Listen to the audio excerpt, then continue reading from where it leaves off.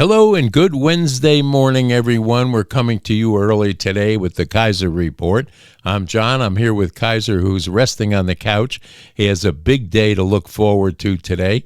He is on his way to the groomer after this broadcast, and he'll be getting his summer poodle cut for the rest of this early spring season that we're experiencing here in East Tennessee. And I hope you're having a wonderful time as well in whatever area of the country you're living in. Hopefully you're experiencing an early spring. The cherry blossoms are out. Some of the orchard trees are starting to bud, and we're hoping we don't get a blackberry winter or an early freeze here between now and the full bloom season. So we're going to come to you today with several things that we need to talk about. One is the prison mistake that Raskin is out crying in the wilderness about one more time. One of his constituents was scooped up in the MS-13 raid in Baltimore and sent down to that big bad prison down there where the rest of MS-13 and Tren de Lagor was sent by our raid that took place there. He's claiming all over the place and telling on the Senate floor that, it was a big mistake because this guy is a real good dad and a family man and a constituent and blah, blah, blah. And then it comes out after speaking with Pam Bondi and the press secretary spoke about it today. He has a history of a lot of bad crimes, none of which I'm going to go through here because there are a multitude of them. He's not the guy that Raskin is trying to convince you and I that this poor guy can't be brought back because he's out of our jurisdiction, and it's such a crime, and it's all Trump's fault, and Elon Musk, and so on and so on. This guy was a head of MS-13, and it's been proven, and they know it now. So they can cry all they want, aided and abetted again by Morning Joe and the rest of legacy media and social media as well, crying about this. It's been disproven, but a lot that gets disproven is never exactly explained to you as it should be by legacy media or MS-13 people that were rounded up. He didn't get the two beautiful words that has to be spoken, and I'll show you that here in a minute. You know, it was a perfect day for him to do this because it was April Fool's Day, and he's one of the biggest fools we have sitting in a seat of power, you know, with the point of order, in the middle of anyone's speech that he'll pop up that he doesn't agree with or wants to get his point across, and it's ridiculous. Take a look here.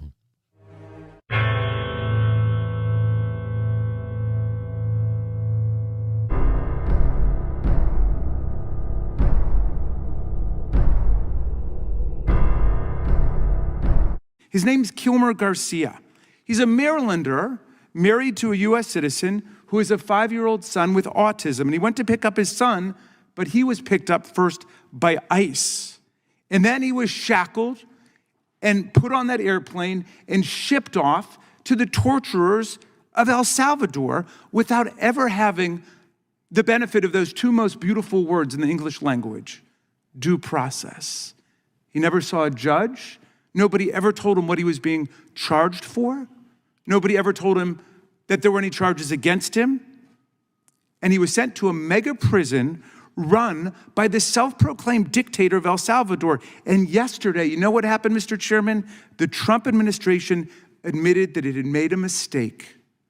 He was not actually a gangbanger. He was not a criminal. It was all a mistake. If there'd been due process, maybe that would have been determined, but there wasn't.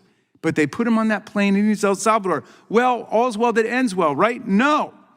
The administration says there's nothing they can do about it now because he's no longer in U.S. custody. This guy who lives in my state, married to a U.S. citizen with citizen children, he's stuck with the dictator of El Salvador. Is that true? No, of course not. Here we go! A few questions about this deportation case. First, I wanted to clarify something that you said to Jeff a few minutes ago. You said you'd seen evidence that this man was a convicted gang member. In what court was he convicted and for what? This individual was an MS-13 ringleader. This individual was also engaged in human trafficking. And I'm glad you brought up this point again, because I would like to point out that if you just saw the headline from the insane failing Atlantic magazine this morning, you would think this individual was Father of the Year, living in Maryland, living a peaceful life, when that couldn't be further from the truth. They didn't even mention in the title of that article, or even in the first paragraph, that this individual is an illegal criminal who broke our nation's immigration laws. He is a leader in the brutal MS-13 gang, and he is involved in human trafficking, and now MS-13 is a designated foreign terrorist organization. Foreign terrorists have no legal protections in the United States of America, and this administration is going to continue to deport foreign terrorists and illegal criminals from our nation's interior. Why, Eric, run away with you? This is also so sudden. So that's our friend Jamie Raskin one more time. This guy is a disgrace to our government. Just a pure disgrace. Always has been. Never liked this guy. And you shouldn't listen to a damn thing he says. So that brings us to, the people that are out there, these brain-damaged people that are out there ranting and raving about this, that, and the other thing, whether it's TikTok and they're keeping them from doing their business, and TikTok is going to be canceled because Trump doesn't like it. Another lie that's being told to you by mentally ill people that are posting things on social media that should be given a very deep second look at, because as I said yesterday, mental illness is rampant right now in this country, and it's being aided and abetted by mainstream media as well as the rest of the mentally ill that cannot get over the fact that their little ideologies weren't made mainstream, and they have to fight against it. And then they're out fighting against Doge.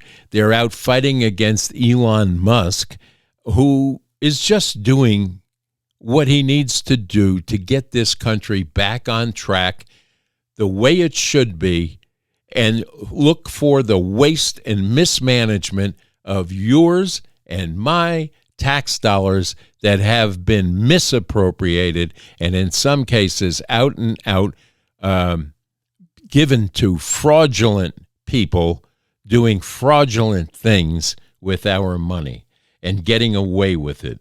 So now they want to go out and kill the president, and that's what some of these idiots on TikTok are promoting now. So take a look here. I cannot be the only person that feels this way, but every time I see the American flag, whether it be on somebody's car like a sticker, or like they're wearing it on a hat or their shirt, or it's like hanging up outside of their house, like I'm just gonna assume you're racist. The threat of an ice age is not as remote as they once thought. Concern about rising temperatures on planet Earth heated up a hearing here in Washington today. For years, scientists have theorized about the dangers of the so-called greenhouse effect. The threat of an ice age is not as remote as they once thought. Round one.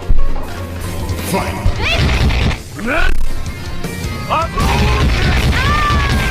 Perfect KO. Bye-bye.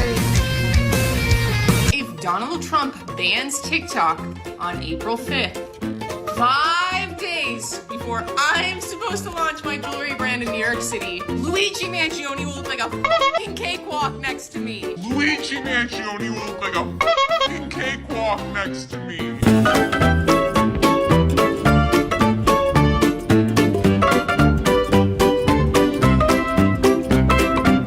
I'm trans, I use they, them pronouns, but I'm also kind of just a girl sometimes, it turns out, and I'm just really— Oh my God, who the hell cares? Catherine Marr was head of NPR, and, she said, we're completely unbiased. We were mistaken in failing to cover the Hunter Biden laptop story more aggressively. Give me a break, lady. I mean, they're crazy far left.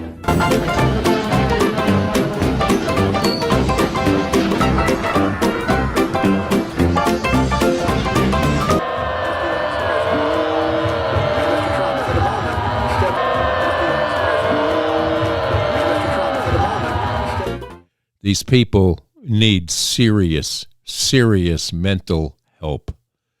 That's the only thing I can think of is somebody opened a door to some asylum somewhere and let these people slip on through to the world of make-believe and the land of misfit people, because that's what's out there, and that's what's filming this stuff and putting it up on social media for your children and you and I to have to live through this with abandon. They just do these things and say these things, and the untruths will come back and bite them in the rear end at some point. We can only hope. So that brings us to the next leftover April Fool that's out there all day yesterday and the night before, trying to break 21 hours of what he thinks is a filibuster, but it's not a filibuster, because if you know anything about the Constitution and the way the government is designed, a filibuster is when there's legislation on the floor that has to be answered, then the filibuster takes place. He's just doing this, ladies and gentlemen, for one reason, and that's look at me. Look at me. I'm going to be in the history books because I can't do another thing in the seat of power that I've been given by the state of New Jersey other than make a fool of myself and try to talk for 22 hours to beat someone else's record and go down in the history books. Cory Booker, who is a jackass's jackass by anybody's stretch of the imagination. And if you don't remember back in the Kavanaugh hearings where he made a total fool of himself and tried to submarine a good man's reputation in front of his family, he should never have been forgiven for that stunt that he pulled to get his face on TV and to make you believe that he actually knows something. Go look at his record in the state of New Jersey, and you'll quickly find out that what he knows is next to nothing. But he can talk for 22 hours, and that's going to be his claim to fame. Take a look here. I am not going to stop speaking. I'm going to not stop standing. I'm going to go for as long as I'm physically able to go.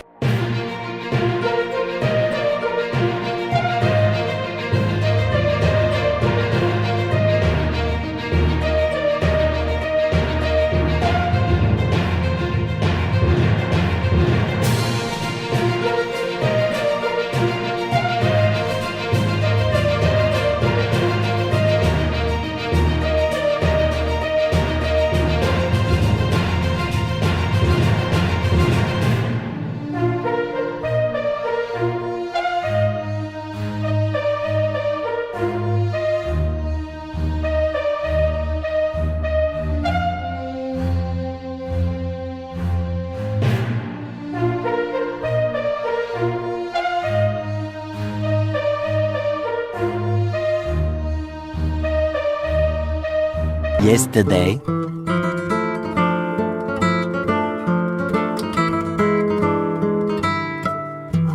This might be hard to believe, but are you aware that nobody gives a shit?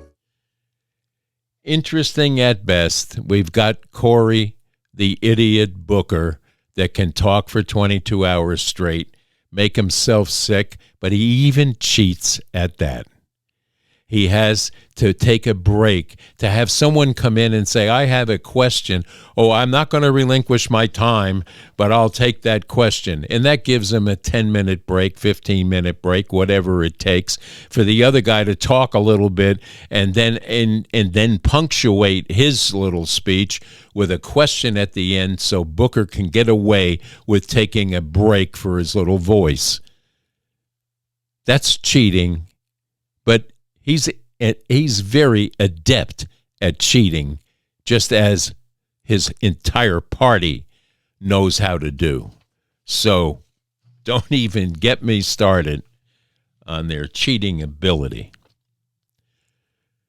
So an interesting fact, I don't know if you got a chance to watch The Five last night, but it's interesting at best. This Jessica Tarlof that's on that program is an actual annoying voiced idiot, brainless idiot that comes on there to defend everything Democrat with false information, with misinformation, and no understanding of exactly what's going on anywhere at any time.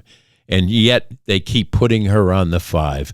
My thing when I write The Five, every day I say, replace this woman, get her the heck out of there, bring in Harold Ford, who has a monicum of respectability and common sense that we all can understand. His outtake on the Democratic nonsense that's going on usually has some validity to it.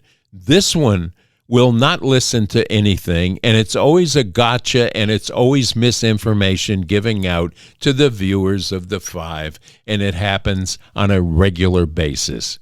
Well, she got slapped down by Judge Pirro today on The Five, and Elon Musk came on The Five today. Everyone around the table had some, pretty nice things to talk about with him, and some questions were answered that were put to him. And then it came Tarlof's turn, and then she decides to go out with a gotcha question and ask him why we should believe anything that he says because he gets millions of dollars.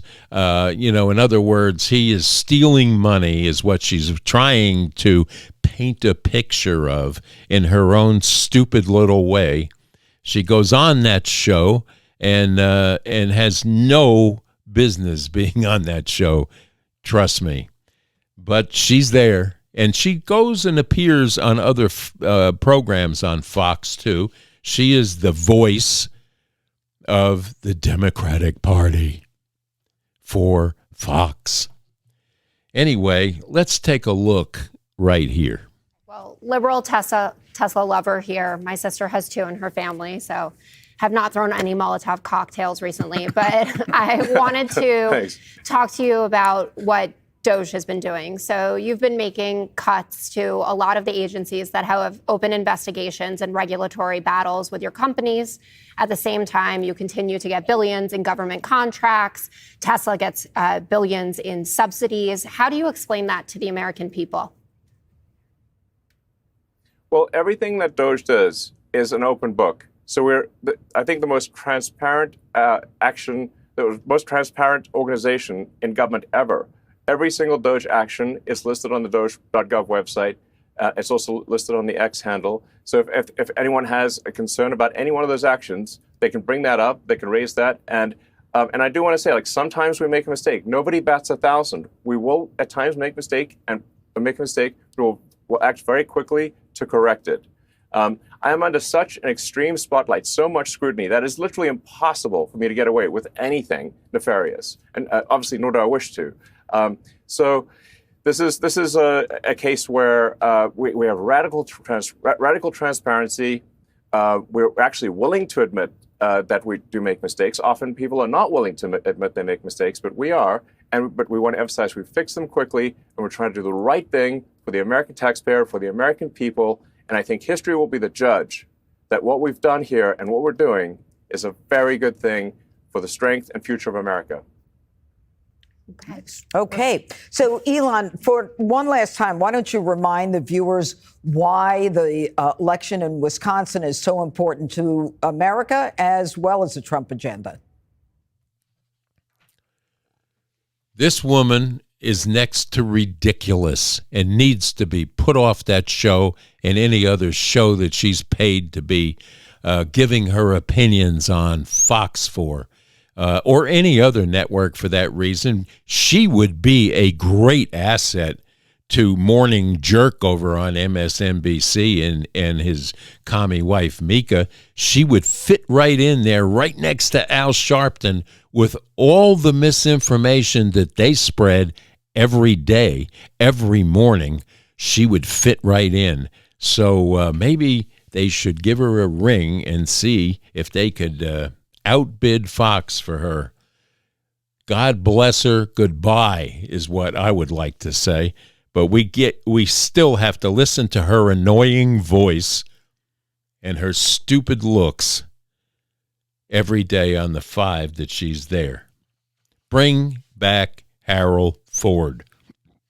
But he may be busy getting ready to run for something which would not hurt the Democratic Party in the least, compared to some of the idiots that they have running around, such as crazy Tim Walz and Beto O'Rourke, that are making complete assholes out of themselves every day at these town halls that they go to, and then to show up in Texas with the rhetoric that Tim Walz puts out. Come on, yeah, he's a man's man, is what he says. But anyway, it's Wednesday. It's hump day.